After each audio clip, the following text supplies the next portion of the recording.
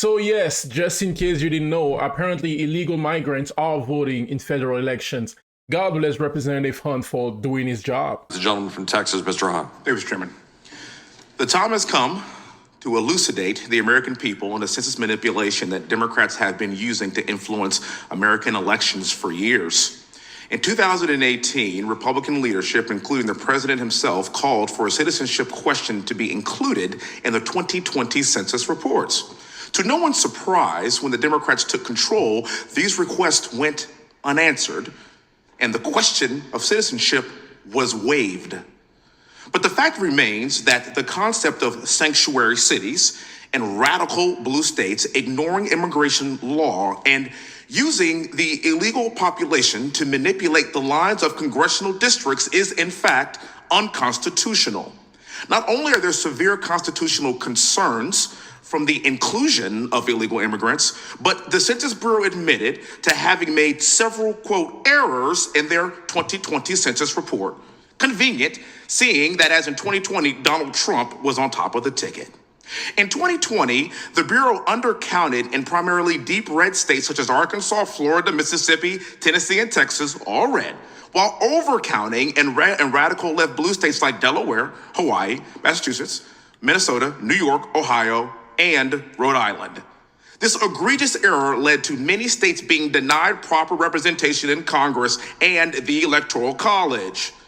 So much so that these errors cost Republicans not one, not two, not three, not four, not five, but 6 seats in the House. In addition to the 2020 miscounting, including illegal immigrants in the census has improperly granted radical left blue states 12 additional seats in the United States House of Representatives. It's a total of 18 seats gained. That is a huge problem, and those are the facts. Mr. Mayfield, thank you so much for being here. Sir, I have a question for you, if you don't mind. You, sir, are a seasoned litigator who has practiced in matters ranging from complex commercial litigation to constitutional and administrative law. In your expert opinion, and I want you to really speak about this in long form because I want this recorded, should illegal aliens be included in the apportionment process under the 14th Amendment? The Supreme Court has never directly addressed that, Congressman.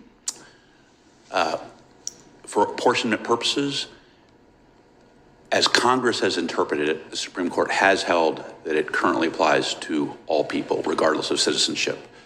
There is certainly an open question as to whether or not, if Congress were to direct the Census Bureau to do it differently, as to whether or not that would be legal. Okay, so in regards to thinking more of a high level, in terms of being a citizen and what it means to be a citizen in this country, and I do believe that being a citizen in this country means that you have the right to choose the leadership if you're a tax-paying legal citizen in this country. If you are an illegal person in this country, should you, under any circumstances, be allowed to vote and choose leadership in this country? That wouldn't be an expert opinion. As a citizen, I would object to that. And what about you, Ms. Rodriguez? I also object to that. Mr. Miller? Correct. Citizens should not be, illegal aliens should not be voting. And that applies to you also, Mr. Young. I'd love to hear your response to this question. Non-citizens are not allowed to participate in federal elections. Okay. Are they participating in federal elections? The studies have shown that there are very few instances in which they have. So that number needs to be 0.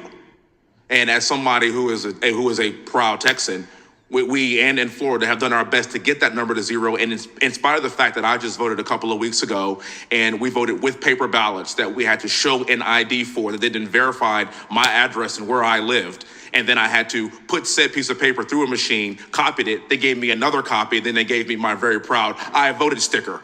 And even with those stringent rules, with my daughter who is 7 years old was actually with me, she too got an I voted sticker. And guess what? With those stringent laws, we still have illegals voting in federal elections.